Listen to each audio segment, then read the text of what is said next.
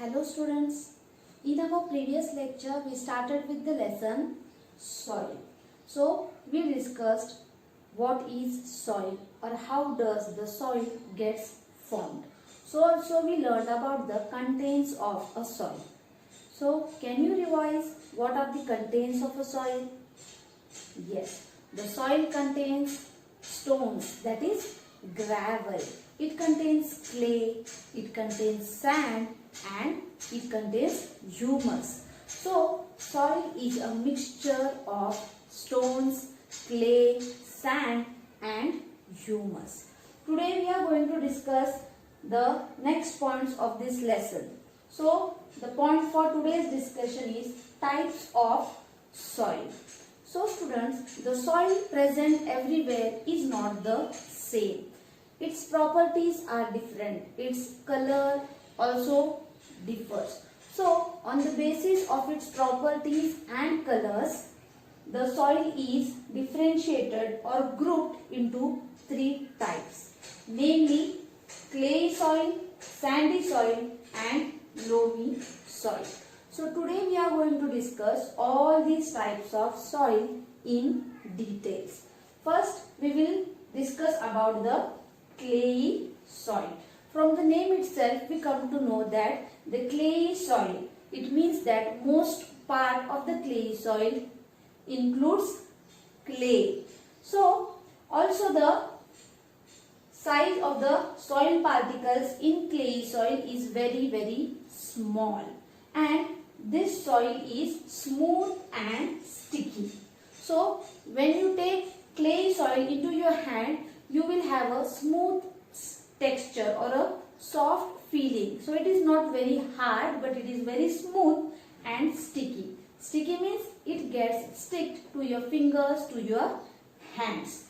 So also no air spaces. So the air spaces in this soil are not found. That is, air quantity is very less in the clayey soil, but it can hold a large amount of water.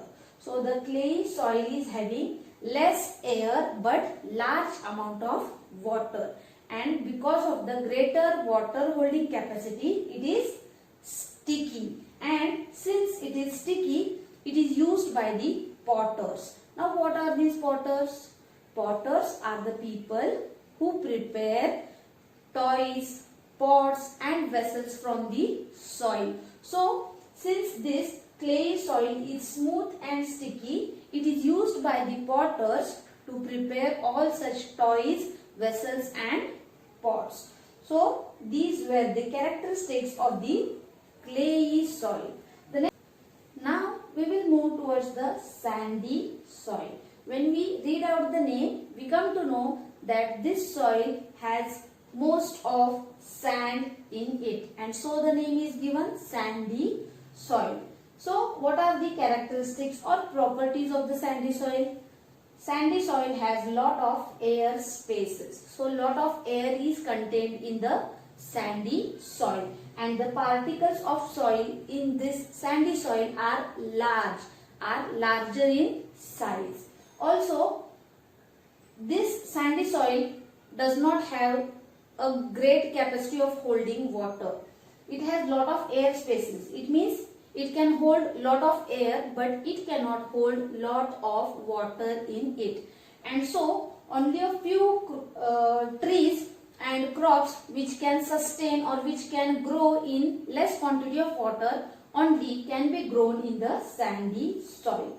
So the sandy soil is found at the seashores and deserts. Deserts, we know everywhere we have the deserts. A good example is the Thar desert in Rajasthan. And the seashores, all the seashores.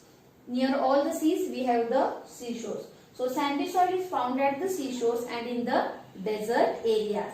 And you know that in desert areas only few trees or crops can grow.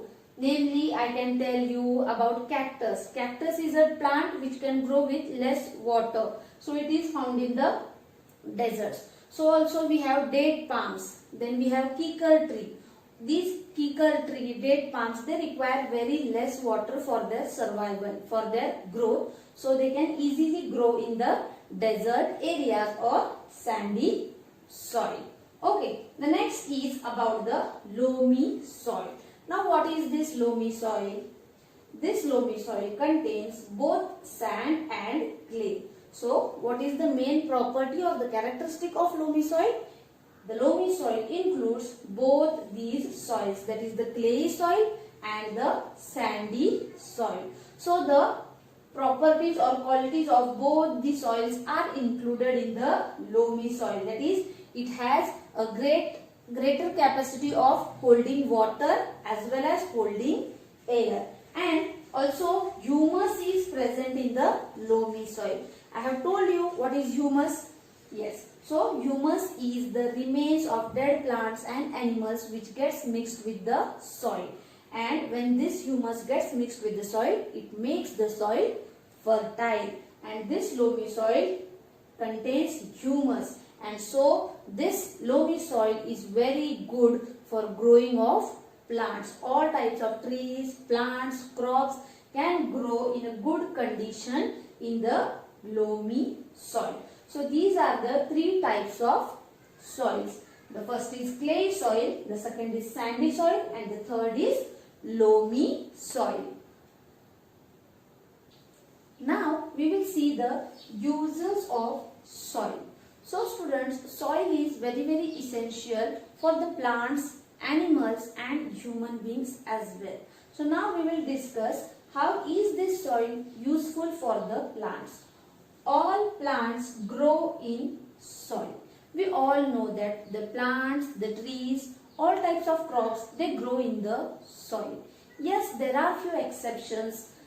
That is, there are some plants which grow in water like lotus, water hyacinth, water lily, but most of the plants or most of the trees, they grow in the soil. And this soil provides the plants with minerals and water. The roots of the plants or the trees which are inside the soil, they absorb the minerals and water from the soil and provide it to the entire tree or the plant. So if there is no soil, no plants, no crops will grow, and if there are no crops, no plants, then human beings will not get the food.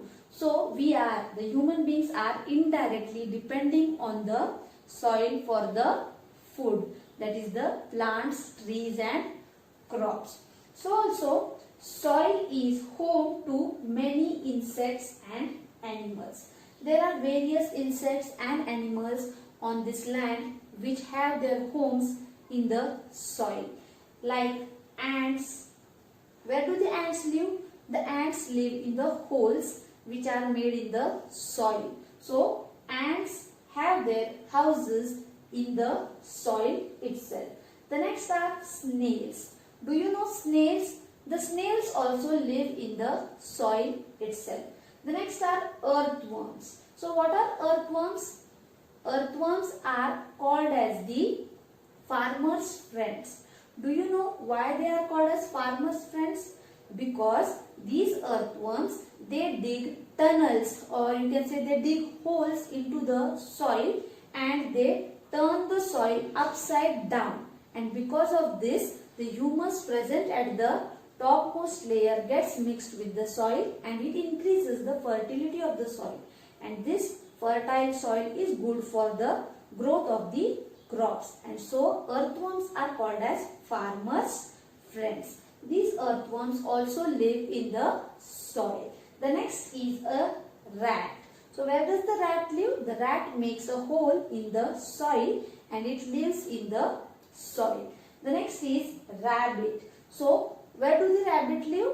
The rabbits make burrows. Burrows means big holes into the soil and they live into that burrows. Similarly, the snakes. The snakes also live in the holes that are made in the soil. So you can see various insects and animals depend on the soil as their homes. Now I will show you some pictures of the houses of all the animals.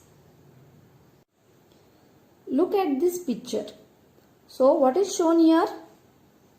The land or the soil is shown, and you can see various animals.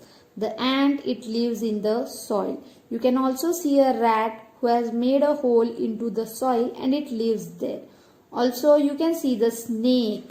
Can you see the snake? Yes, you can see here. This is the snake. It lives in the soil. Similarly, we have the earthworm over here. It also lives in the soil. And here we have the rabbit. You can see here the rabbit has made a big hole which is called as a burrow, and it lives there in the burrow or the big hole that is made by the rabbit.